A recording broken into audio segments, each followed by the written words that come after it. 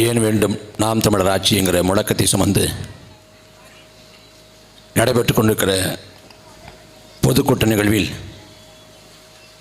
தலைமையேற்று நடத்தி கொண்டிருக்கிற எம்முயிர் அண்ணன்மார்களே, அக்காமார்களே, வீட்டில் இருக்கிற சான்றோர் பெருமக்களே, கூடி நிற்கிற தாய் தமிழ் சொந்தங்களே, உங்கள் அனைவருக்கும் எமது பணிவான வணக்கம். ஒரு மொழியை பேசக்கூடிய மக்களின் கூட்டம் இனம் என்று வரையறை செய்யப்படுகிறது. அதுவே தனித்த வரலாறும் வரலாற்று வழிபட்ட தாய்நிலம் கொண்டிருந்தால் தேசிய இனம் என்று அழைக்கப்படுகிறது. அப்படி உலகில் தோன்றிய மிக மூத்த தேசிய இனத்துக்கு சொந்தக்காரர்கள் தமிழர்கள் நாம். உலகத்தில் பல மொழிகள் பிறக்காத காலகட்டத்தில் 2000 ஆண்டுக்கு முன்பே மொழிக்கு இலக்கணம் வைத்து வாழ்ந்தவர்கள் தமிழர்கள். உலகில் பல மானுட கூட்டம் நாடோடிகளாக திரிந்த காலகட்டத்தில் தங்கள் வாழ்வியல் நிலங்களை குறிஞ்சி, முல்லை, மருதம், நெய்தல், பாலை என்று 5 வகை திணைநிலங்களாக பகுத்து வாழ்ந்தவர்கள் தமிழர்கள்.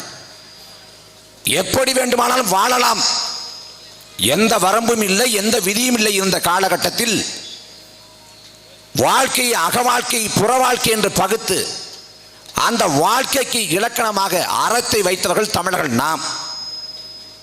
2000 ஆண்டுகளுக்கு முன்பாக உலகிற்கு அறிவு கொடையாக திருக்குறளை தந்த இனம் தமிழ் பேரினம். உலகத்தில் எத்தனையோ தத்துவ நூல்கள் தோன்றியிருக்கிறது, எத்தனையோ பேரறிஞர்கள் தோன்றிருக்கிறார்கள். ஆனால் அவர்கள் சொன்ன கருத்துக்கள் யாவும், தத்துவங்கள் யாவும் ஒரு காலகட்டத்தோடு நின்றுவிட்டது. ஆனால் எல்லா காலத்துக்கும் பொருந்துகிற வகையில், எல்லா கூட்டத்துக்கும் பொருந்துகிற வகையில் உலகத்தில் இருக்கக்கூடிய ஒரே சாசனம் திருக்குறள் மட்டும்தான். அதை தந்த இனம் தமிழினம். இன்னைக்கு இந்தியாங்கிற நாட்டுக்குள்ள தமிழ்நாடு ஒரு மாகாணமாக, ஒரு மாநிலமாக இருக்குது. ஆனால் சங்க இலக்கியங்கள் போற்றிய தமிழ்நாடு இந்த தமிழ்நாடு இல்லை. வடவேங்கடம், தென்குமரி, ஆயிடே, தமிழுகுரும் நல்லுலகு என்று போற்றி புகழப்பட்ட பரந்து விரிந்த நிலப்பரப்பு. தொல்காப்பியம் வடக்கே வேங்கடத்தை, திருப்பதியை எல்லையாக வரையறை செய்கிறது. பகுதி ஆற்றும் பன்மலை எடுக்கத்து, குமரிக்கோடும் கொடுங்கடல் கல்ல, வடதிசை கங்கையும் இமயம் கொண்டு தென் திசை ஆண்ட தென்னவன் வாழி என்று சிலப்பதிகாரம் பாடுகிறது. ஆதியிலே சங்கம் வைத்து நாம் தமிழ் வளர்த்தோம். முதல் சங்கம் தென்மதுரை. அந்த தென்மதுரை கடல் குழால் அழிக்கப்பட்டு விட்டது. அப்புறம் 2ஆம் சங்கம் கவாடபுரம், கடல் சங்கம் இப்போது இருக்கக்கூடிய மதுரை. இப்படி பல பெருமைகளுக்கும் சிறப்புகளுக்கும் சொந்தக்காரர்கள் தமிழர்கள் நாம். ஆனால் சமகாலத்தில் நாம் எந்த நிலையில் நிற்கிறோம்? சொந்த நிலத்தை அகதியாக மாற்றப்பட்டிருக்கோம். உலகம் முழுக்க கூலியாக நிற்கிறோம்.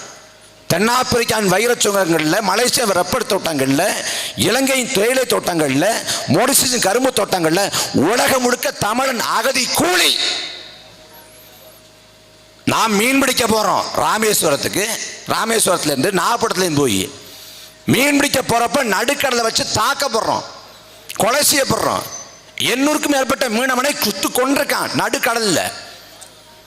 அதே போல ஆந்திராவுக்கு கூலிக்கு மரவெட்ட போறேன். கூலிக்கு மரவெட்ட போறப்ப கூலிக்கு மரவெட்ட போன அப்பாவி கூலி தொழிலாளர்களை சம்மரக்கட்டை கடத்த வந்த கடத்தல்காரர் என்று பழி சுமத்தி காக்கை குருவியை போல சொல்றேன். சொந்த நாடு நம் தாயினம் தமிழ்நாடு. இந்த தமிழ்நாட்டில் ஸ்டெர்லைட் ஆலையை மூட சொல்லி போராடுறோம். அந்த போராட்ட களத்தையும் 13 பேர் கொலை செய்யப்படுற. எல்லா உரிமைகளும் பறிக்கப்பட்டு விட்டது. காவிரி உரிமை நமக்கானது இல்லை. 30 ஆண்டுக்கு மேலாக காவிரியிலே தண்ணி கட்டு போராடுறோம். மத்தியிலே காங்கிரஸ் ஆண்டாலும் சரி, பாஜக ஆண்டாலும் சரி, மாநிலத்தை திமுக ஆண்டாலும் சரி, அதிமுக ஆண்டாலும் சரி, கேரளாவை காங்கிரஸ் ஆண்டாலும் சரி, கம்யூனிஸ்ட் ஆண்டாலும் சரி, கர்நாடகத்தை காங்கிரஸ் ஆண்டாலும் சரி, பாஜக ஆண்டாலும் சரி, முல்லை பெரியார் அணை நீர்மட்டத்தை 154 அடியா உயர்த்த மாட்டான். காவிரியில் நமக்கான தண்ணியை தர மாட்டேன். எந்த மாநிலத்திலும் நடக்காத அளவுக்கு வள வேட்டை, தமிழ்நாட்டை குறிவைத்து வள வேட்டை நடக்கிறது. 2000 ஆண்டுகால தமிழ் சமூகம் 2000 ஆண்டு காலத்தில் எண்ணற்ற மன்னர்கள் இந்த நாட்டை ஆண்டிருக்கான். படையெடுப்பை நிகழ்த்திருக்கான், போர் புரிஞ்சிருக்கான், ரத்தாறு ஓடி இருக்கு. வாதாபி எரிச்சிருக்கான், உறைவு எரிச்சிருக்கான், மதுரை எரிச்சிருக்கான், புத்த மடங்களை நோக்கியிருக்கான், கோயிலை உடைச்சிருக்கான். அதே போல 300 ஆண்டுகள் நிலத்தை ஆண்ட வெள்ளைக்காரன் அவனும் நம்மை அடிமைப்படுத்தினான். நான் முன்னோர்களை கொடுமைப்படுத்தினான், தூக்கிலே தொங்க வச்சான், அவ்வளவு சித்திரவதை செஞ்சான். அந்த மன்னராட்சி காலத்திலும் சரி, வெள்ளைக்கார ஆட்சி காலத்திலும் சரி, இயற்கை வளத்தின் மீது கை வைக்கப்படல. ஆனால் 50 ஆண்டுகள திராவிட ஆட்சியிலே ஒட்டுமொத்த இயற்கை வளம் சூறாடப்பட்டு கொண்டிருக்கிறது. இதுல மாறி மாறி திமுகவுக்கு போட்டு அதிமுகவுக்கு போட்டு என்ன மாற்றம் விளைய போகுது? 2026 சட்டமன்ற பொதுத் தேர்தலில் ஒரு தொகுதிக்கு திமுகவும் அதிமுகவும் செலவு செய்ய போற தொகைங்கிறது மிக குறைந்தது 20 கோடி. ஒரு சட்டமன்ற உறுப்பினரோட 5 ஆண்டுகள தொகுதி மேம்பாட்டு நிதியே 15 கோடி தான். ஆனா இவன் செலவு செய்ய போற தொகை மிக குறைந்தது 20 கோடி. பணத்தை கொட்டி இறைப்பான். இடைத்தேர்தலில் எப்படி பணத்தை கொட்டி இறைத்தானோ அதே போல கொட்டி இறைப்பான். மறுபடி திமுக வந்து என்ன சாதிக்க போகுது? மறுபடி அதிமுக வந்து தான் என்ன சாதிக்க போகுது? 60 ஆண்டு கால திராவிட ஆட்சி, அதுல திமுக 25 ஆண்டுகளாக தமிழ்நாட்டை ஆண்டு கொண்டிருக்கிறது. அதிமுக 31 ஆண்டு ஆண்டுகிட்டு இருக்கான். 31 ஆண்டு இவன் ஆடுறான் 5 ஆண்டு, அப்புறம் அவன் ஆடுறான், மாறி மாறி திமுக அதிமுக ஓட்ட போடுற. என்ன மாற்றத்தை கண்டுட்டோம்? மறுபடி எதுக்காக திமுக ஓட்டு போடணும்? திமுக எதற்காக இந்த நாட்டுக்கு தேவை? திமுக கட்சியை தொடங்கியவர் கருணாநிதி இல்லை, அறிஞர் அண்ணா. அண்ணா இந்த நாட்டில் முதல் முறையாக ஆட்சியை கைப்பற்றினார். காப்பியங்களை இலக்கியங்களை பேசி அதிகாரத்துக்கு வந்தார். அண்ணால் முதலமைச்சராக பதவியேற்க போது தேர்தலை வென்றாரு. வென்ற பிறகு முதலமைச்சராக பதவியேற்க போறாரு. கார்ல ஏற போறாரு.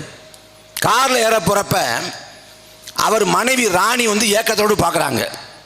தொண்டைகள் சொல்றாங்க, நீங்க முதலமைச்சராகிறத பார்க்கணும், அன்னைக்கும் ஆசை இருக்கும்ல, ஏக்கம் இருக்கும்ல, அன்னையும் கூட்டு போலாம்ல அப்படின்னு கேட்குறாங்க.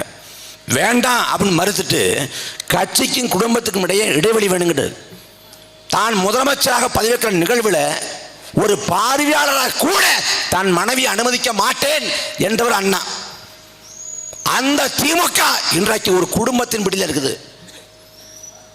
கருணாநிதி தமிழ்நாட்டை ஆண்டதே சாபக்கேடு, வரலாற்று துரோகி கருணாநிதி. இப்ப தமிழ்நாட்டோட சாபக்கேடு மறுபடி ஸ்டாலின் ஆண்டு கொண்டிருக்காரு.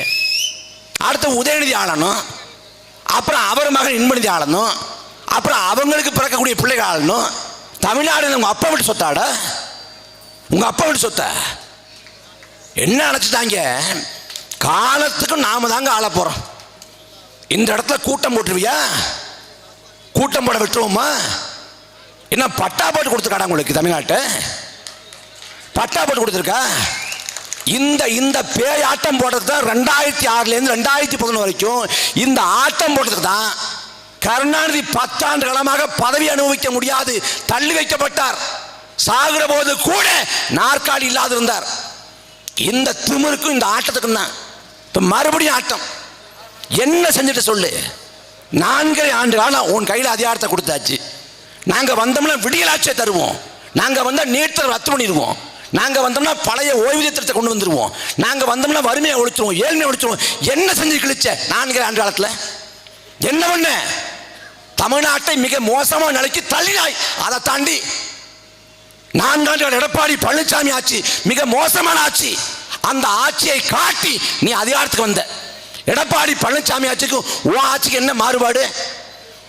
அவன் சத்தமா செஞ்சதை சத்தம் இல்லாம பண்ற. அவன் திருட்டு போய் நீ கொள்ளைக்காரன். என்ன மாறுபாடு? அதிமுக ஆட்சியிலே மணல் கொள்ளை, அதிமுக ஆட்சியிலே வள கொள்ளை, திமுக ஆட்சியில் இல்லாம இருக்கா? கடைக்கோடி வரைக்கும் போதைப் பொருட்களின் புழக்கம் வரலாற்றில் இல்லாத அளவுக்கு சட்ட ஒழுங்கு சந்து சிரிச்சு கிடக்குது. செய்தித்தாளை எடுத்தா சரி, தொலைக்காட்சியை பார்த்தா சரி, கொலை கொள்ளை வன்கொடுமை, அவ்வளவு அக்கிரமம், அவ்வளவு அட்டூழியம். அதிமுக ஆட்சி காலத்தை ஐயா ஸ்டாலின் சட்டமன்றத்துக்குள்ள போனார் குட்கா எடுத்துக்கிட்டு. என்ன சொன்னாரு? குட்கா வந்து சர்வசாதாரணமா கிடைக்குதுங்க, அதை காட்டுறதுக்கு தான் சட்டமன்றத்துக்கு எடுத்துட்டு வந்தேன்னு.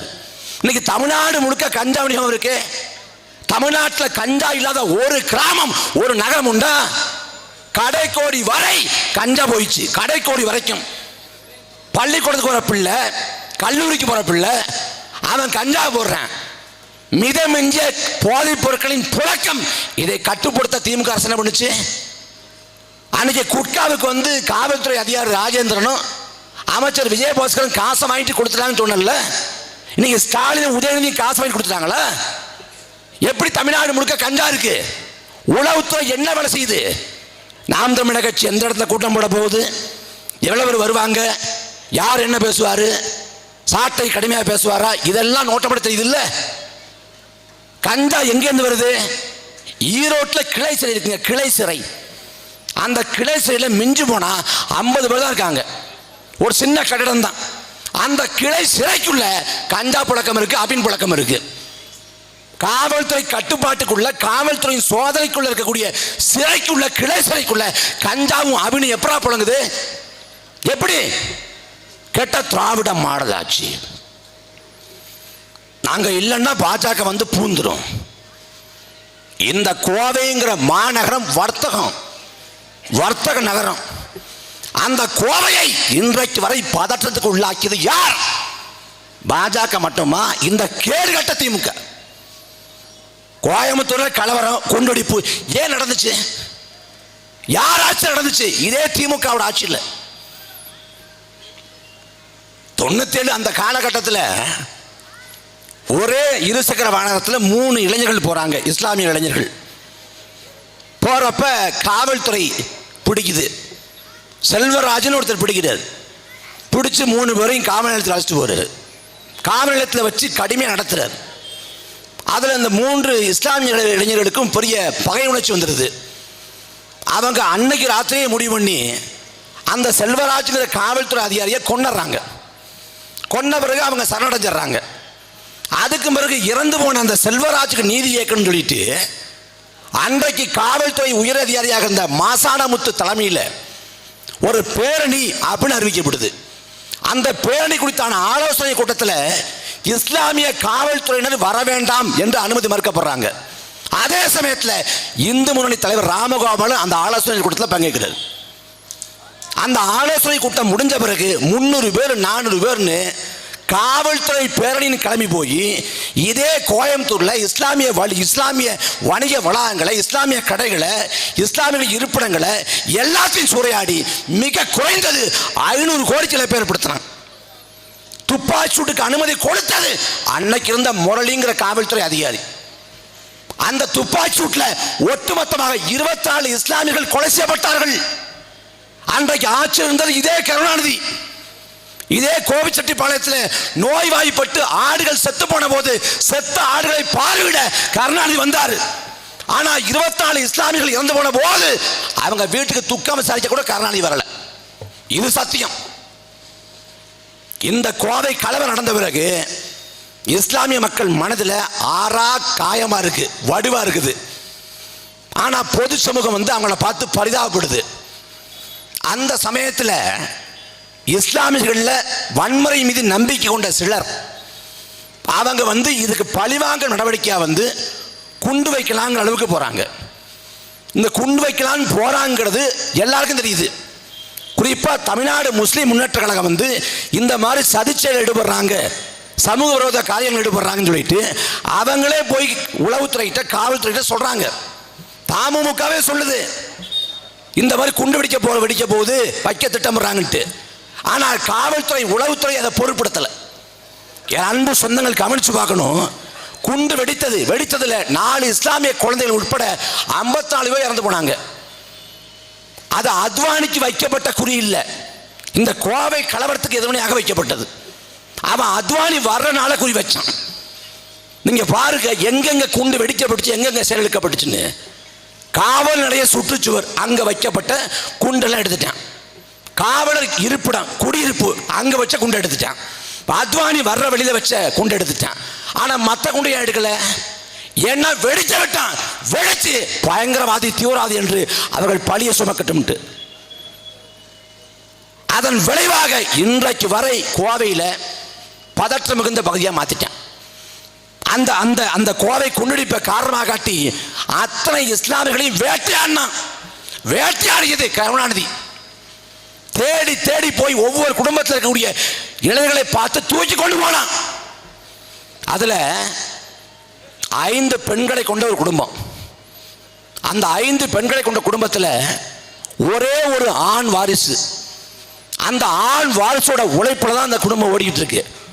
அந்த ஆண் வாரிசை இந்த கோவை குண்டுடிப்பை காரணமாக காட்டி கைது பண்ணிட்டு போயிட்டான். கைது பண்ணிட்டு போன பிறகு அந்த 5 பெண்களும் சாப்பாட்டுக்கு வழி இல்லாமல் அல்லாடுறாங்க. வேலைக்கு போனான்னா பயங்கரவாதி குடும்பம்னு யாரும் வேலை தரல. கடைசியில் எந்த இஸ்லாம் பாலியல் தொழிலை வெறுத்து ஒதுக்குகிறதோ அந்த பாலியல் தொழிலுக்கு அந்த இஸ்லாமிய சகோதரிகள் தள்ளப்பட்டாங்க. இந்த கொடும் பாவத்துக்கு காரணம் இந்த கேடுகட்ட கருணாநிதி. இந்த வரலாற்றை மறுக்க முடியுமா? இன்னைக்கு வரைக்கும் பாஜக கோயம்புத்தூர்ல ஆட்டம் போடுறான காரணம் என்ன? அன்றைக்கு விதை போட்டது இந்த கேடுகட்ட திமுக. இப்ப என்ன சொல்றான் பாஜக? திருப்பரங்குன்ற மலை மேல நாங்க போய் விளக்கேற்றணும். எதுக்கு விளக்கேற்றணும்? கார்த்திகைல விளக்கேற்றணும்ல. கார்த்திகை முடிஞ்ச 10 நாள் லட்சம் பரதேசி. இப்ப ஏன் விளக்கேற்றணும்? ஏன்னா நீ ஏற்ற கிடைப்பது கார்த்திகை தீபம் இல்லை, கலவரத்தி. எப்படி கோயம்புத்தூர் வந்து ஒரு மத பதற்றம் இருந்த பகுதியாக மாத்தினானோ அதே போல மதுரையை மாற்றணும். அதுக்கு இருக்கக்கூடிய ஒரே வாய்ப்பு அந்த மதுரை திருப்பரங்குன்ற மலை மேல இருக்கக்கூடிய தர்கா. அதனால போன எடப்பாடி பழனிசாமி ஆட்சி, ஜெயலலிதா அம்மையார் ஆட்சி, ஓபிஎஸ் ஆண்டப்ப, இப்படி பல ஆண்டுகளா மதுரையில் திருப்பரங்குன்ற மலை மேல உச்சி பிள்ளையார் கோயில்கிட்ட கார்த்திகை தீபம் ஏற்றப்படுது. இப்ப அதை விட்டு புதுசா இடத்துல ஏத்தணும். எதுக்கு ஏத்தணும்? அங்க ஏத்தனோட வறுமை ஒழிஞ்சிருமா? ஏழ்மை போயிருமா? வேலையில்லா திண்டாட்டம் ஒழிஞ்சிருமா? நாட்டில் பசி பஞ்சம் போயிருமா? யாருக்கு எவ்வளோ லாபம்? என்ன மயத்தில் ஏத்தணுங்க? எதுக்கு ஏத்தணும்? அது ஏன் பிரச்சனையா மாத்திர? ஏன்னா அந்த தீபம் ஏத்தணும் கேட்கான்ல, அந்த இடத்துல இருந்து 50 மீட்டர்ல தர்கா இருக்கு. இவன் தீபம் ஏத்த போக மாட்டான், நெருப்பை ஒழிச்சு தர்கால போட்டுருவான். அன்பு சொந்தங்களே, பாபர் மசூதி இடிக்கப்பட்டது எல்லாருக்கும் தெரியும். ஆனா இடிக்க போன எப்படி போனான் தெரியுமா? அது வந்து ராமர் பிறந்த இடம். அந்த ராமர் பிறந்த ராம ஜென்ம பூமியை நான் வழிபடணும், வழிபாடு செய்ய அனுமதி கொடுங்கன்னு உச்சநீதிமன்றத்தில் கேட்டுட்டு ராம ஜென்ம பூமியை வழிபாடு செய்வமே ஒழிய வேற எந்த செயலும் செய்ய மாட்டோம்னு உச்சநீதிமன்றத்தில் வாக்குறுதி கொடுத்து விட்டு போனவன் உலகத்தின் கண் முன்னால் பாபர் மசூதியை இடிச்சு தகர்த்தான். அதே போல கார்த்திகை தீபம்ங்கிற பேர்ல அங்க போய் அங்கேயும் பச்சை ஏற்படுத்திடுவான். இந்த தர்கா மேல கை வச்சிருவான். அவன் என்ன சொல்றான்? ராமர் வந்து அயோத்தியில பிறந்தாரு, அதனால ராமர் கோவில் அங்க கட்டணுங்கிறேன்.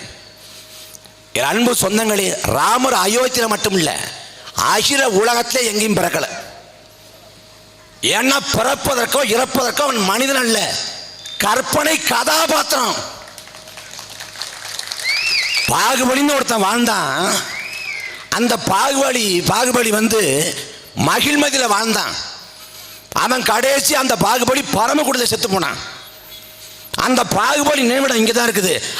அவனுக்கு கோயில் கட்டணும் எவ்வளோ பெரிய பைத்திய கடத்தனமோ. சக்திமான்னு ஒருத்தர் இருந்தான், அவன் சாத்தூர்லாம் செத்து போனான். அங்கதான் அவனுக்கு கோயில் கட்டணும் எவ்வளோ பெரிய பைத்திய கடத்தனமோ. அதே போலத்தான் ராமர்னு ஒருத்தன் பிறக்கவும் இல்லை, அவன் இறக்கவும் இல்லை. அவன் கற்பனைடா, ஒரு கேரக்டர், அவ்வளவுதான். ஆனா அதை வச்சு மத பூசல். தமிழ்நாட்டில் அவன் எதை பேசினான்? இவ்வளவு நாட்களாக தமிழ்நாட்டில் பிள்ளையார பேசினான். பிள்ளையார் சுத்தி ஊர்வலம் வந்த உடனே அவனுக்கு கிளம்பிடுவான். ஒரு பிள்ளையாரை வாங்கி அவரை வெயிலையும் பனியிலையும் மழையிலையும் ரோட்டில் நிற்க வச்சிருவான். அவரும் காத்திருப்பார், எப்பயாவது நம்மளை கொண்டு போவாங்களான்ட்டு. கடைசியாக ஒரு வாரம் கழிச்சு கொண்டு போய் கடலில் போட்டுருவேன். கேட்டால் பிள்ளையார் சுத்தி ஊர்வலம், வழிபாட்டு உணர்வு, பக்தி உணர்ச்சி. அன்பு சொந்தங்களே, ஒரு குப்பம் இருக்கும், ஒரு சேரி இருக்கும், ஒரு காலனி இருக்கும், ஒடுக்கப்பட்ட ஆதி தொல்குடி மகன் வாழ்வான். அந்த தெரு வழியாக அந்த பிள்ளையார் ஊர்வலத்தை கொண்டு வான்னு கூப்பிடுவான். போகாது, கொண்டு வர மாட்டோம், மறுப்பான். ஆனா எங்க தேவாலயம் இருக்கோ, எங்க பள்ளிவாசல் இருக்கோ, எங்க தர்கா இருக்கோ, எங்க மசீது இருக்கோ, அங்க கொண்டு போவான். அங்க கொண்டு போய் மதம் சார்ந்த முழக்கங்களை எழுப்புவான். மத பூசலை உருவாக்குவான், மத உணர்ச்சியை தூண்டுவான், மத கலவரத்தை பற்ற வைத்து மக்களை இந்து இஸ்லாம் என்று பிளவுபடுத்தி அதன் மூலமாக வாக்கு வேட்டையாடுவான். இதுதான் பாஜகவின் திட்டம். இதுல இந்த திருப்பரங்குன்ற விவகாரத்தில் முதல் முறையாக பாஜகவுக்கு பாதை போட்டு கொடுத்தது யார்? இந்த கேடுகட்ட திமுக. 2024 ஆண்டு டிசம்பர் 25ஆம் தேதி ராஜபாலத்தை சேர்ந்த அபுதாகிர்னு ஒரு இஸ்லாமிய உறவு, அவன் தர்காவுக்கு வழிபாடு செய்ய போறான், நேர்த்தி கடன் செய்ய போறான். நேர்த்தி கடன் செய்ய போறப்ப ஆடு கோழியை கொண்டு போறான். ஆடு கோழியை கொண்டு போகக்கூடாது, ஆடு கோழியை கொண்டு போவதற்கு அனுமதி இல்லை என்று மறுத்தது இந்த திமுக அரசின் காவல்துறை. ஒரு மாத காலம் அந்த பிரச்சனை நெருப்பால் கனண்டு கொண்டிருக்கு. நாங்க அனுமதிக்கவே மாட்டோம், ஆடு கோழி பலியிடக்கூடாது என்று அந்த இடத்துல தடைய போட்டான் திமுக அரசு. அது வரைக்கும் திருப்பரங்குன்ற மலை மேல தர்கா இருக்கக்கூடிய விஷயம் யாருக்குமே தெரியாதுங்க. திருப்பரங்குன்றத்திலே நீ சிரித்தால் திருத்தணி மலை மீது எதிரொலிக்கும்ங்கிற பாட்டை கேள்விப்பட்டிருக்கான். ஓ, திருப்பரங்குன்றத்தில் முருகன் இருக்காரு போல இருக்குன்னு தெரியும். ஆனா அந்த மலை மேல தர்கா இருக்கக்கூடிய விஷயம் யாருக்கும் தெரியாது. மிஞ்சி போனா மதுரை சார்ந்த மக்களுக்கு தெரியும். அவன் திட்டமிட்டு ஒரு பிரச்சனையை உருவாக்கி ஆடு கோழி பயிரிட தடைன்னு ஒன்று உருவாக்கி அந்த இடத்துல பாஜக நுழைய வர்றான். அதுக்கு பிறகு பாஜக என்ன பண்றான்? மதுரையை குறி வச்சு மதுரையில் முருகன் மாநாடு, மதுரையில் முருகன் மாநாட்டை போட்டு அதுக்கு பிறகு இப்போ அந்த அங்கே கொண்ட தீபம் ஏற்றணும் அப்படின்னு ஒரு பிரச்சனை கிளப்புறான். அது நீதிமன்றத்துக்கு போகுது. வழக்கு இப்போ முடியாது, எப்போதும் புகஞ்சு கொண்டே இருக்கும். கோயம்புத்தூரை எப்படி மத சிக்கல் மிகுந்த பகுதியாக மாற்றானோ அதே போல மதுரையை மாற்ற பாஜக திட்டமிடுகிறான். அந்த திட்டத்தை வகுத்து கொடுத்தது இந்த திமுக. ஆனா பேசுவான், நாங்க பாஜகவை வலிமையை எதிர்க்கிறோம். எங்க எதிர்த்த? நாங்க பாஜகவுக்கு அழுத்தம் கொடுத்தோம். எப்படி அழுத்தம் கொடுத்த? முதல்ல காலுக்கு அழுத்தம் கொடுத்தோம், அப்புறம் முதுகுக்கு அழுத்தம் கொடுத்தோம், இப்ப கைக்கு அழுத்தம் கொடுத்துட்டு இருக்கோம். பாஜகவை திமுக எதிர்க்கிறதா? பாஜகவுக்கு எப்போதும் ரெண்டு நாக்கு, ரெட்டை நிலைப்பாடு. இங்க ஒண்ணு பேசுவான், அங்க ஒண்ணு பேசுவான். தமிழ்நாட்டில் என்ன சொல்றது? மோடியை தமிழ்நாட்டுக்குள்ளே நாங்கள் அனுமதிக்க மாட்டோம். கோபாக் மோடி, அவர் வந்தால் கருப்பு கொடி காட்டுவோம், அவர் சென்றால் கருப்பு பலன் விடுவோம். தமிழ்நாட்டில் எய்ம்ஸ் மருத்துவமனை கொண்டு வரவில்லை நரேந்திர மோடி. இதை தேர்தல் பரப்புரையில் திமுக பேசுறான். எப்ப? 2019, 2021. 2021 திமுக வென்ற பிறகு மருத்துவ கல்லூரி திறப்பு, தமிழ்நாட்டில் 11 மருத்துவ கல்லூரி திறப்பு. அந்த திறப்புக்கு நரேந்திர மோடியை சிறப்பு அழைப்பாளராக இதே திமுக அழைக்கிறது. அழைப்பதற்கு டெல்லிக்கு போனவர் திமுகவின் TR பாலு.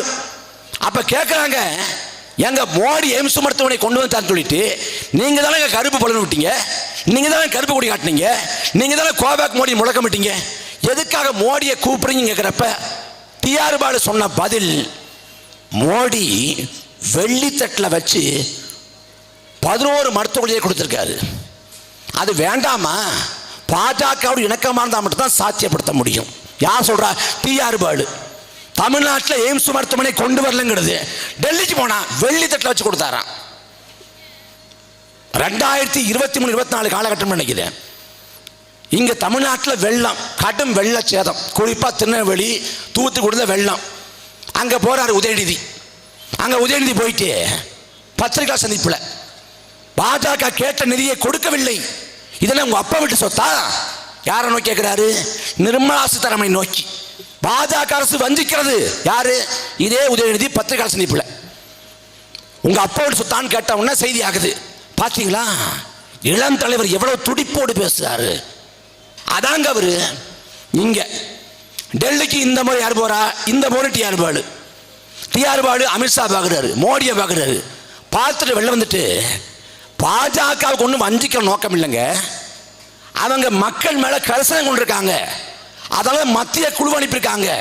ஒரு நிதியமைச்சர் போய் பேரிடரை பார்வையிடுறது முதல் தடவை, பெரிய விஷயம். யார் சொல்றா? அதே திமுக. இங்க ஒரு பேச்சு, அங்க ஒரு பேச்சு. தமிழ்நாட்டில் என்ன சொல்லுவான்? பாசிச பாஜக ஒழிக. இது தமிழ்நாட்டில். டெல்லிக்கு போனா பாஜக எங்கள் ஸ்வீட் எனிமீஸ். எப்படி இனிமையான எதிரிகளாம்.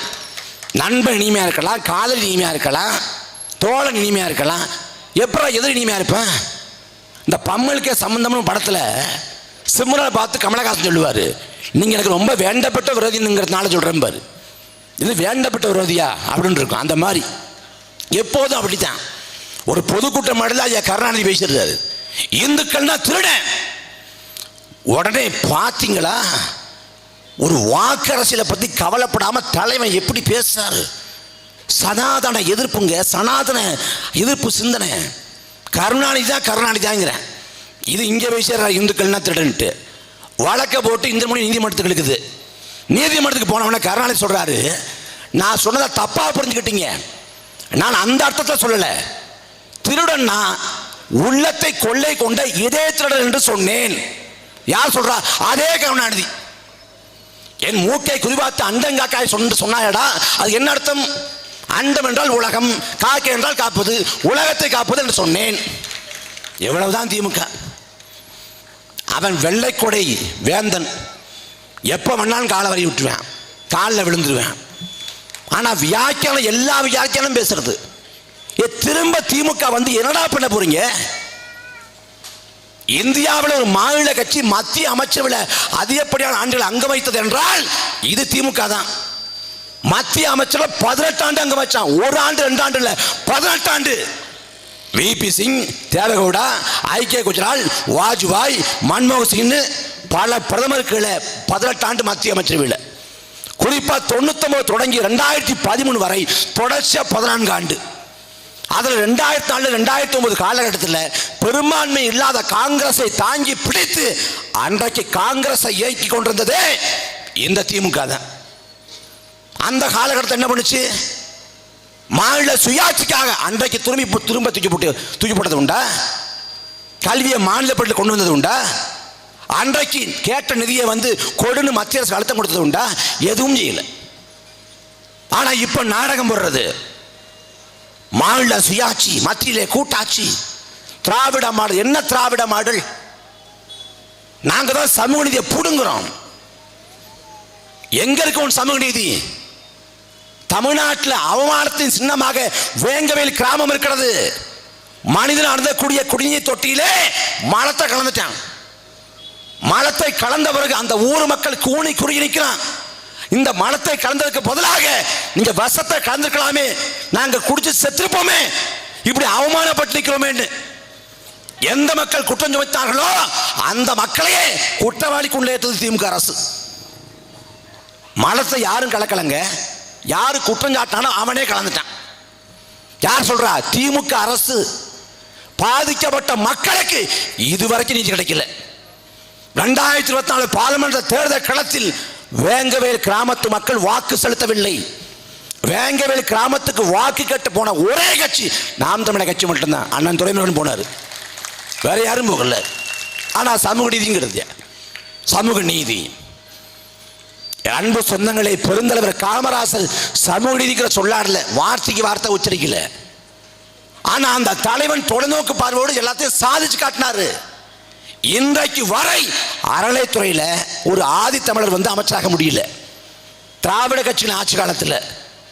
ஆனால் சாதி இறுக்கம் இருந்த காலகட்டத்தில், சாதி அடர்த்தியாக இருந்த காலகட்டத்தில் தாத்தா ரட்டமணி சீனிவாசனோட பேரன் பரமேஸ்வரனை அறநிலைத்துறை அமைச்சராக்கி எந்த தாழ்த்தப்பட்ட ஒடுக்கப்பட்ட மக்கள் கோயிலுக்கு போகக்கூடாது நிலை இருந்ததோ அந்த தாழ்த்தப்பட்ட ஒடுக்கப்பட்ட சமூகத்தைச் சேர்ந்த பரமேஸ்வரனை அறநிலையத்துறை அமைச்சராக்கி அவருக்கு பரிவட்டம் கட்டி மாலை போட்டு வரவேற்க செஞ்சவன் காமராசு. அவர் சாதிச்சு காட்டினாரு. நீ என்ன பண்ணி கிழிச்ச? என்ன பண்ணி கிழிச்ச? கடைசி வரைக்கும் இந்த பாஜக காட்டி வண்டியை ஓட்டிடுறது. பாஜக வந்துடும், பாஜக வராதுடா. பாஜக ஒரு நாள் வராது. ஒருவேளை வர்ற வாய்ப்பு இருந்தா நயினா நாகேந்திரன் இருந்தா அண்ணாமலை அடிச்சுவாரு, அண்ணாமலை இருந்தா நயினா நாகேந்திரன் அடிச்சுவாரு. இவங்க 2 பேரும் இருந்தா வாந்தி அடிச்சுவாங்க, கதை முடிஞ்சிடும். நயினா நாகேந்திரன் வாக்கு காசு கொடுக்கறதுக்காக பணம் கொண்டு போயிட்டு இருக்கிறாரு அவர் ஆளை விட்டு அப்படின்னு செய்தி பார்த்தா தொடர்வண்டியில் பிடிக்கிறேன். தொடர்வண்டியில் ஒரு பெட்டியில் பணம் இருக்குன்னு பிடிக்கிறேன். எப்படா தெரிஞ்சது? யாரா போட்டு விட்டதுன்னு பார்த்தா அண்ணாமலை. நாட்டுக்கு செஞ்ச ஆக சிறந்த காரியம். அப்ப நயினா நாகேந்திரன் காலி பண்ற வேலையை அவங்க பார்த்துக்குவாங்க, அண்ணாமலை பார்த்துக்குவாரு. அண்ணாமலை காலி பண்ற வேலையை வானதி பார்த்துக்குவாங்க. அடிச்சுக்கிட்டு செத்துருவாங்க.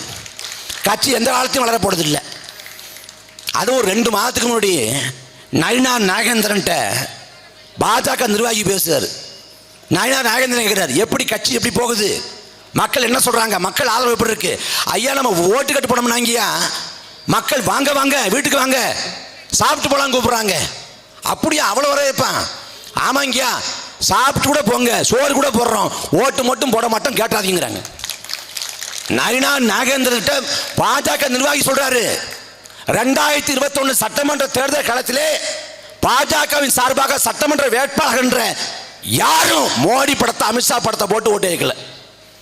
ஜெயலலிதா படத்தை எம்ஜிஆர் படத்தை போட்டேன், மோடி படத்தை போட்டா உழுக மட்டும் இல்லாமல் போயிடும். யாரு? பாஜக முடிவு பண்ணிட்டான். அவனும் பலவித வேஷம் கட்டுறான்ல. தமிழ்நாட்டில் வந்து பிள்ளையார பேசிக்கிட்டு இருந்தவன் இப்போ திடீர்னு முருகன் மேலே பெரிய காதல், பிள்ளையாரை பிரேக்கப் பண்ணி விட்டு கலட்டி விட்டுட்டு முருகன் மீது ஒருதலை காதல். முருகனும் செருப்பாட்டு அடிச்சு பார்க்குறாரு, போக மாட்டேங்கிறான். வெற்றிவேல் வீரவேல், தமிழ்நாட்டில் வெற்றிவேல் வீரவேல் என்று முழக்கமிடக்கூடிய இந்த பாரதிய ஜனதா அருகாமல கேரளாவில் சொல்லுவானா, அங்க சாமியே சரமைப்பான், அங்க சாமியே சரமைப்பாங்கிறவன் ஆந்திராவில் சொல்லுவானா, அங்க 7 குண்டல வானா வெங்கட்ராமனா கோவிந்தா கோவிந்த, அங்க சொல்றவன் மகாராஷ்டிரா சொல்லுவானா, அங்க கனவிதாதா மோரியா, அங்க கனவிதாதா மோரியாங்கிறவன் உத்தரப்பிரதேச சொல்லுவானா, அங்க ஜெய் ஸ்ரீராம், அங்க ஜெய் ஸ்ரீராம்ங்கிறவன் மேற்கு வங்காள சொல்லுவானா, அங்க ஜெய் காளி ஓம் காளி, அங்க ஜெய் காளி ஓம் காளிக்கிறவன் ஒடிசாவில் சொல்லுவானா, அங்க ஜெய் ஜெகநாத். எந்த ஊருக்கு போறானோ அதுக்கேற்ற மாதிரி மாத்திக்குவேன். வடநாட்டில் மாட்டுக்கறி எத்தனை அடிப்பான், ஆனா கேரளாவில் எனக்கு ஓட்டு போடுங்க வீட்டில் கொண்டாந்து மாட்டுக்கறி தர்றம்மா. தமிழ்நாட்டில் கிறிஸ்தவர்களை வந்து மிஷனரிகள் வெள்ளக்காரனை கைகுலியுமா தமிழ்நாட்டில், ஆனா கோவாவில் இவனே கிறிஸ்தவர்களை வேட்பாளர்களாக நடத்துவான், கூச்சவே பட மாட்டான். அடுத்தவன் அப்பனை தாப்பன்னு சொல்லிக்குவான், இன்சுலின் போட்டுக்குவான். சாவர்கரை கோல்வார்கரை அவன் சொல்லி வரமாட்டான், கோட்சவை சொல்லி வரமாட்டான். அவன் அம்பேத்கரை பேசுவான், அவன் வள்ளுவரை பேசுவான், வரலாறை பேசுவான், வைகுந்தரை பேசுவான். நம்ம இலக்கியங்களை காப்பியங்களை திருடுவான். முதல் திருட்டு போய் அவன் தான். அவனு என்னமோ பண்ணி பார்க்கறான். தமிழ்நாட்டில் கதைக்காக மாட்டேங்குது இல்லை, ஒன்றும் கதைக்காகிறது இல்லை. பாஜகவை செல்ஃப் எடுக்காம படுத்துருச்சு, ஆனா இவனை காட்டி வண்டி ஓட்டுறான். அதுவும் இந்த யூடியூப்ல உட்கார்ந்துக்கிட்டு எதுக்கு மோனையா போடுறது?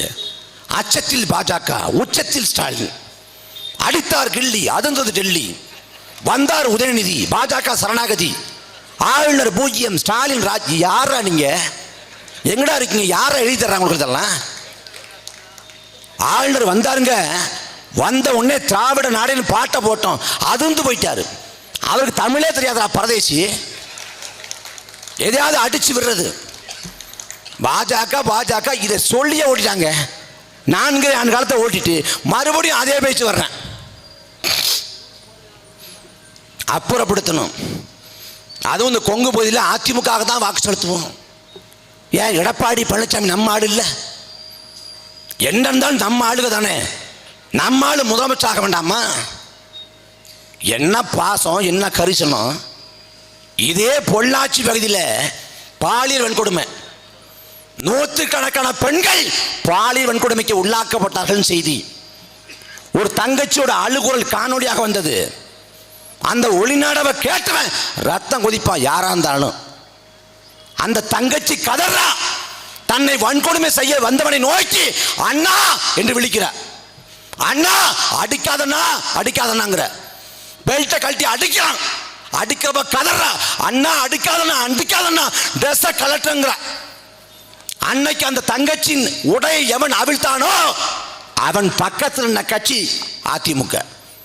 நீ நினைச்ச எடப்பாடி பழனிசாமி நம்ம ஆளுன்னு, ஆனா பொள்ளாச்சியில் கோயம்புத்தூர்ல அந்த பெண்கள் நம்ம ஆளுகன்னு எடப்பாடி பழனிசாமி, வேலுமணி, தங்கமணி, ஒரு மணி நினைக்கல, ஒருத்தர் நினைக்கல. அவர்கள் மனிதர்களே இல்லை. எடப்பாடி பழனிசாமி சிரிச்ச முகமா இருக்காரு,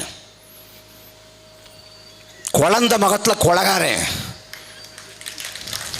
தூத்துக்குடியில் 13 பேரை துடிக்க படுகொலை பண்ணிட்டு நான் தொலைக்காட்சியை பார்த்தா தெரிஞ்சுக்கிட்டேங்கிறேன். ஒரு ஆள் 13 பேரை கொண்டுட்டு தொலைக்காட்சியை பார்த்து தெரிஞ்சுக்கிட்டேன்னு எப்படிங்க மனசு வருது? கொஞ்சம் வரலாற்றை பின்னோக்கி போய் பாருங்க. என் அன்பு சொந்தங்களே, வெள்ளக்கார ஆட்சி காலத்தில் ரவுல சட்டம் கொண்டு வர்றேன். என்ன சட்டம்? அடக்குமுறை சட்டம். யாரை வேணாலும் கைது பண்ணலாம், யார் வேணாலும் தூக்கி உள்ள வைக்கலாம். இதுதான் ரவுலர் சட்டம் வெள்ளைக்கார ஆட்சி காலத்தில். அந்த சட்டத்தை கொண்டு வந்ததற்கு எதிராக பஞ்சாப் மாநிலத்தில் ஜாலியன் வாலாபங்க திடலில் மன்னி மக்கள் ஒன்று கூடி போராட்டம் பண்றான். போராட்டம் பண்றவன் மேல துப்பாக்கி சூட்டுக்கு அனுமதி தர்றான். யாரு? General Dyer. சுட்டு கொள்றான். குழந்தைகள், பெண்கள், எந்த பாகுபாடு இல்லாம பல பேர் தப்பிக்க நினைச்சு கிணத்துல விழுந்து, அங்கிருந்து கிணத்துல விழுந்து இறந்து போறாங்க. ஆயிரக்கணக்கான மரணங்கள் வரலாற்றில் ஜாலியன் வாலாபாக் படுகொலை என்று வர்ணிக்கப்படுகிறது. அந்த ஜாலியன் வாலாபாக் படுகொலை முடிஞ்சு 100 ஆண்டுகள் கடந்துட்டோம். 100 ஆண்டை கடந்த பிறகு எந்த இங்கிலாந்து நாட்டை சேர்ந்த வெள்ளைக்காரன் சுட்டுக் கொன்றானோ அதே இங்கிலாந்து நாட்டின் பார்லிமெண்டத்தில் இன்றைக்கு இருக்கக்கூடிய வெள்ளைக்காரர்கள் எங்கள் முன்னோர்கள் தவறித்து விட்டார்கள், ஜாலியன் வாலாபாக்களை அந்த படுகொலை நடந்திருக்க கூடாது, அது பேரவலம் என்று வருத்தம் தெரிவிக்கிறான். எப்ப? இப்ப 2017-18 அவன் வருத்தம் தெரிவித்த அதே காலத்தில் இங்க தூத்துக்குடியில் 13 பேரை கொன்றுவிட்டு குற்ற உணர்ச்சி இல்லாம, முகத்துல எந்தவித தடுமாற்றமோ சோகமோ இல்லாம தொலைக்காட்சியை பார்த்து தெரிஞ்சுக்கிட்டு எடப்பாடி பழனிசாமி கொள்றாங்க. என் அன்பு சொந்தங்கள் கவனிச்சு பாருங்க. சட்டப்படி இந்த நாட்டில் இருக்கக்கூடிய உச்சபட்ச தண்டனை மரண தண்டனை, தூக்கு தண்டனை. தமிழ்நாட்டில் கடைசி 6 தூக்குல போட்டான். யாருக்கா நினைவு இருக்கா? கடைசியா தமிழ்நாட்டில் தூக்குல போட்டது ஆட்டோ சங்கர. ஆட்டோ சங்கர தூக்குல போட்டு 4 நூற்றாண்டு ஆச்சு, 25 ஆண்டு ஆயிடுச்சு. அந்த 25 ஆண்டுல யாரும் கொலை பண்ணலையா? யாரும் கொலை பண்ணலையா? கொள்ளையடிக்கலையா? வன்கொடுமை செய்யலையா? எல்லாம் நடந்துச்சு. நடந்தாலும் என்ன கொடுமை செஞ்சாலும் என்ன கொலை பண்ணாலும் உச்சபட்ச தண்டனையாக மரணத்தை தண்டனையாக வைக்க வேண்டாம்னு எல்லாருக்கும் ஆயுள் தண்டனை கொடுத்துட்றேன். அப்ப கொலை செஞ்சவனுக்கே தூக்கு தண்டனை கூடாது, கொல்லக்கூடாது என்றால் எந்த பாவமும் செய்யாத அப்பாவி மக்களை 13 பேரை எடப்பாடி பழனிசாமி கொன்னாருங்க. அப்படிப்பட்ட ஆளுக்கு எப்படிங்க வாக்கு செலுத்துறீங்க? எப்படி மனசு வருது? எடப்பாடி பழனிசாமி ஆட்சி காலத்தில் இதே திருப்பூர்ல மதுபான கடையை மூடக்கோரி ஒரு பெண் போராடிய போது போராடிய பெண் கன்னத்துல ஓங்கி ஒரு காவல்துறை அதிகாரி அடிச்சார். ஓங்கி அடிச்சார் எடப்பாடி பழனிசாமி. அப்படி ஒரு சம்பவம் நடக்கலங்கிறாரு. திரும்ப திரும்ப திமுக போட்டு அதிமுக போட்டு நான் மாறாதவரை எது ஒன்றும் மாறாது. இந்த அயோக்கியர்களை அப்புறப்படுத்தணும், தோற்கடிக்கணும். ரெட்டலை உதயசூரி ஜனத்தை மறங்க, ஒரு மாற்றத்துக்காக வாங்க. சரி, மாற்றம் என்ன பண்ணலாம்? திமுக வேண்டாம், அதிமுக வேண்டாம், புதுசா ஒருத்தர் வர்றாரு.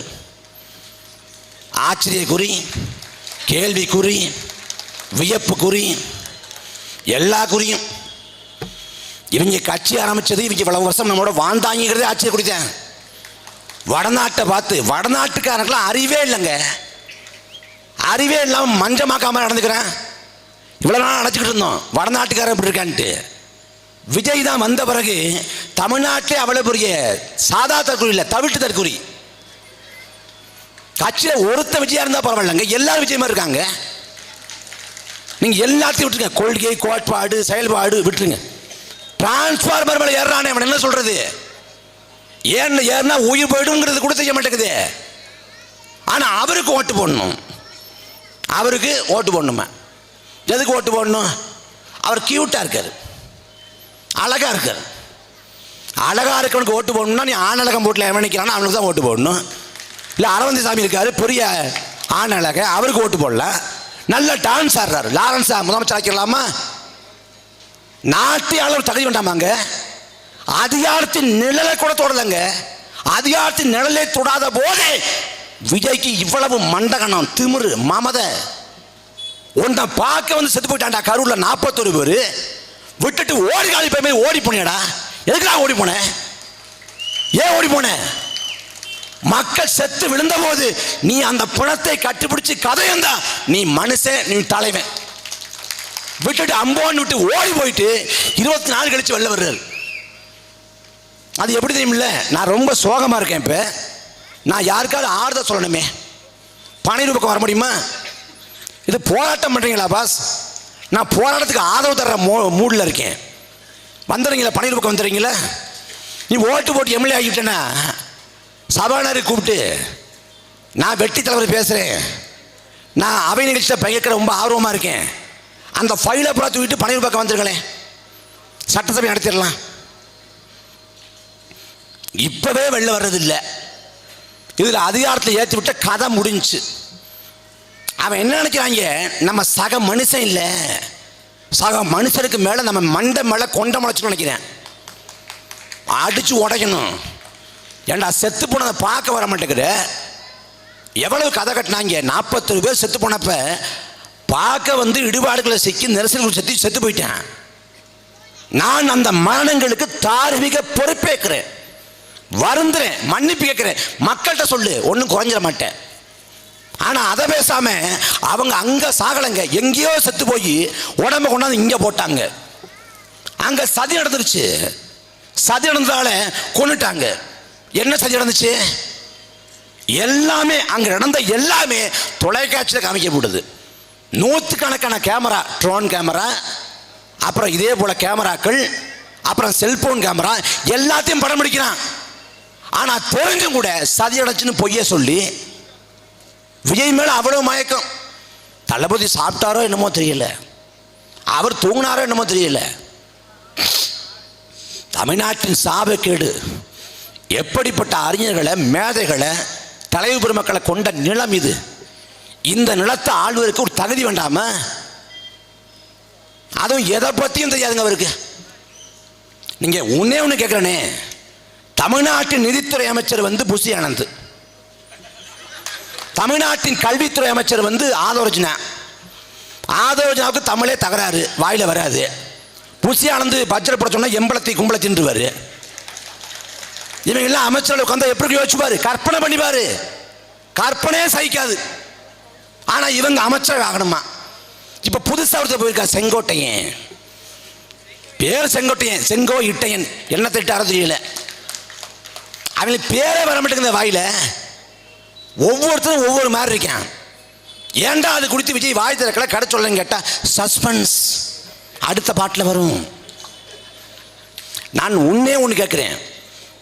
41 பேர் மரணம் நிகழ்ந்த பிறகு அந்த சாவுக்கு பொறுப்பேற்காம அத்தனை பேரும் விட்டுட்டு ஓடிட்டான். கட்சிக்காரன் போல அலைபேசி அணைச்சு வச்சு ஊரை விட்டு ஓடிட்டான். ஒருத்தன் நிகழ்காலத்தில் வாழ மாட்டான், நிஜத்தில் வாழ மாட்டான்.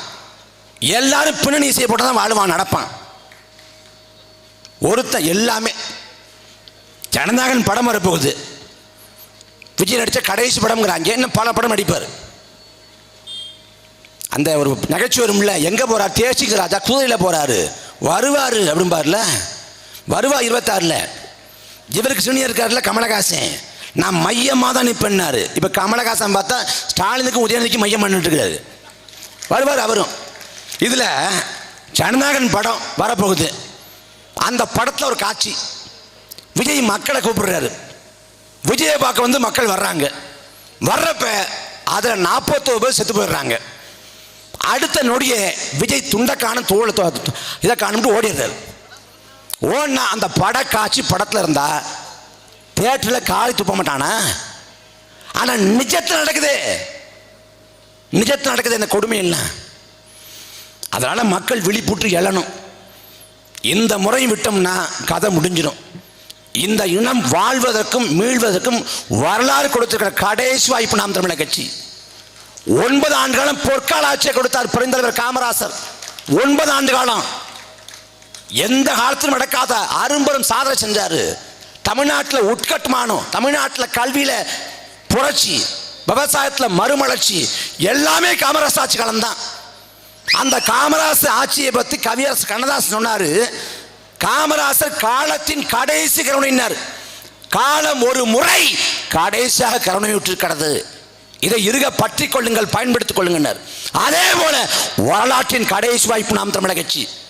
நாம் தமிழர் கட்சி மற்ற கட்சிகள் போல இல்லை. திமுக எப்படி பிறந்தது? அண்ணாவுக்கும் பெரியாருக்கும் சண்டை. திராவிட கழகத்திலிருந்து வெளியேறி அண்ணா திமுக கட்டினார். அதே திமுகவில் எம்ஜிஆருக்கும் கருணாநிதி சண்டை. எம்ஜிஆர் வெளியேறாரு அதிமுக. அதே திமுக பின்னாட்களில் கருணாநிதிக்கும் வைகோவுக்கும் சண்டை. வைகோ வெளியேறாரு, தனி இயக்கம் மதிமுக. இப்படி திமுகவும் அதிமுகவும் மதிமுகவும் தனிப்பட்ட முரண்களில் மோதல்களில் தொடர்ந்து புரிந்த உருவான இயக்கங்கள். ஆனால் நாம் தமிழர் கட்சி திட்டமிட்டு தீர்மானித்து அப்படி உருவாக்கப்படல, அற்ப சண்டைகளால் உருவாகல. வரலாறு எங்களை வார்த்தது. காலம் இந்த கடமையை கையளித்தது. 2009 மே 18 1.25 லட்சம் தமிழர்களை கொண்டொழித்து விட்டு அவ்வளவுதான், நாங்கள் தமிழர்களை வீழ்த்தி விட்டோம், உங்கள் புலிக்கொடியை இறக்கி விட்டோம், உங்கள் தேச கனவை நொறுக்கி விட்டோம், உங்கள் தாயகத்தை அழித்து முடித்து கையகப்படுத்தி விட்டோம், உங்கள் தலைவன் பிரபாகரனை கொண்டொழித்து விட்டோம் என்று சொல்லி மண்ணை முத்தமிட்டு எக்காலமிட்டு சிரித்தான் ராஜபக்சே. மே 18 2009 உலகம் முழுக்க வாழ்ந்த தமிழன் கூனி குறுகி போனான், வீட்டை விட்டு வெளியேற முடியாது, அவமானத்தில் கண்ணீர் வடிச்சான், ஐயோ எல்லாம் போச்சேன்னு கதறினான். எந்த மே 18 எல்லாம் முடிந்து விட்டது என்று ராஜபக்சே கொக்கரித்தானோ, உலகம் நடைபெற்றதோ, அதே மே 18 குறிவைத்து அதே புலிக்கொடி ஏந்தி அதே தலைவர் நெஞ்சில் சுமந்து அதே நோக்கத்துக்காக ஆயுதம் வீழ்ந்த போது அரசால் எழுந்து நிற்கிறோம். 2010 தொடங்கப்பட்டு 15 ஆண்டுகள பயணம், 15 ஆண்டுகள பயணம். 1.1 விழுக்காடு வாக்கப்பட்டிருக்கோம். தோத்து போன கட்சி வளர்ந்ததா சரித்திரம் இல்லை. அதை உடைச்சு நுழைக்கி 4 தோல்வியும் நாம் தமிழர் கட்சியை பாதிக்கல, எழுந்தோம் வீறு கொண்டு. நாம் தமிழர் கட்சி இருக்கக்கூடிய வாக்கு எந்த கட்சியும் இல்லை, திமுக அதிமுக தவிர்த்துட்டு. திமுக கூட்டணியில் இருக்கக்கூடிய கட்சி, அதிமுக கூட்டணியில் இருக்கக்கூடிய கட்சி எந்த கட்சிக்கும் 8 விழுக்காடு வாக்கு இல்லை. ஆனால் நாம் தமிழர் கட்சி 8 விழுக்காடு வாக்க கொண்டிருக்கு. இந்த 8 விழுக்காட்டுக்கு இன்னைக்கு தேர்தல் சந்தை மதிப்பு மிக குறைந்தது 1000 கோடி. நாம் தமிழர் கட்சி கூட்டணிக்கு வருகிறது என்று அறிவித்தால் முதல் தவணையாக 500 கோடியை கொடுப்பான். கடைசி வரை சமரசம் செய்யாத ஒரு தத்துவ தலைவனின், ஒரு ஒப்பற்ற தலைவனின், அப்பழுக்கற்ற தலைவனின் பிள்ளைகள் நாங்கள். தடம் மாறாது, தடுமாறாது, தத்துவத்திலே கொஞ்சம் கூட பசகாது, எந்த இடத்துல தொடங்கணுமோ அதே நேர்கோட்டில் இலக்கு நோக்கிய பயணத்தில் சீராக போய் கொண்டிருக்கோம். நாங்கள் தேர்தலில் போட்டி போடுவோமா, ஆள் இருக்கான்னு கேட்டேன், போட்டி போட்டோம். தோத்துட்டீங்களே, இன்னொரு தேர்தல் வைக்க நிற்பீங்களான்னு கேட்டான், மறுபடியும் போட்டி போட்டோம். களத்துக்கு வந்தோம். அடக்குமுறை, ஒடுக்குமுறை. கரூரில் வழக்கம்னா கட்சியின் பொதுச்செயல் ஓடிட்டான், எங்கே போனாலும் தெரியல. ஒத்த வழக்கு கட்சி தாங்கலை, கலகலத்து போச்சு. ஆனால் நாம் தமிழர் பிள்ளைகள் மீது எத்தனை வழக்கு. அண்ணன் சீமான் மீது தேசிய பாதுகாப்பு சட்டம், தொடர்ச்சியாக பல வழக்குகள், 200க்கும் மேற்பட்ட வழக்குகள். அண்ணன் சாட்டை துறைமுகன் மீது ஓராண்டு சிறை, குண்ட சட்டம், தொடர்ச்சியாக வழக்கு, அடக்குமுறை, அவதூறு பரப்புரை, எல்லாத்தையும் தாண்டி களத்தில் நிற்கிறோம். இது எல்லாத்தையும் தாங்குவதற்கான வல்லமையை கொடுத்தது பிரபாகரன்கிற ஒற்றை தலைவன். அந்த தலைவன் தந்த ஆன்ம பலத்தில் நிற்கிறோம். நாங்கள் இந்த தமிழையும் தலைவனையும் நேசிப்பது உண்மை என்றால், இந்த மண்ணுக்காக மக்களுக்காக அப்பழுக்கற்று இருப்பது உண்மை என்றால் உறுதியாக நாங்கள் வெல்வோம். இன்றைக்கு மாநிலத்தை அங்கீகாரத்தை மாநில கட்சியாக பெற்றுக்கிற நாங்கள் உறுதியாக வெல்வோம். வரக்கூடிய தேர்தல் களத்திலே இந்த தொகுதி வேட்பாளராக பெருமதிப்புக்குரிய தம்பி நேருஜி அவர்கள் நடத்தப்பட்டிருக்கிறார். இந்த மண் மீது மக்கள் மீது பற்று கொண்ட அப்பழுக்கற்ற இளைஞன் பகத்சிங் தன் இளம் வயதில் நாட்டுக்காக தன்னை அர்ப்பணித்துக் கொண்டது போல இந்த மண்ணுக்காக அர்ப்பணித்துக் கொண்ட ஆகச்சிறந்த கள போராளி. மிக அண்மையிலே பாலியல் கூட நடந்தப்ப அந்த விமான நிலையத்துக்கு பக்கத்தில் அருகாவில் இருந்த மதுக்கடையை உடைச்சு நொறுக்கி களத்தில் பாய்ந்தவர் தம்பி நேரு. தம்பி நேருஜி அவர்களுக்கு உங்கள் வாக்களை தாருங்கள். விவசாய சின்னம், விவசாயி தோற்கக்கூடாது. விவசாயி செத்து போனால், வீழ்ந்து போனால், விவசாயம் இல்லாத தலைமுறை உருவாகி கொண்டிருக்கிறது. அந்த விவசாயி உயிர் பெற்று எழுவதற்கு விவசாய சின்னத்தை உங்கள் வாக்களை தாருங்கள். நாங்கள் இறுதி வரை உறுதியாக இந்த மண்ணுக்கு மக்களுக்குமாக உழைத்து சாவோம். நன்றி, வணக்கம்.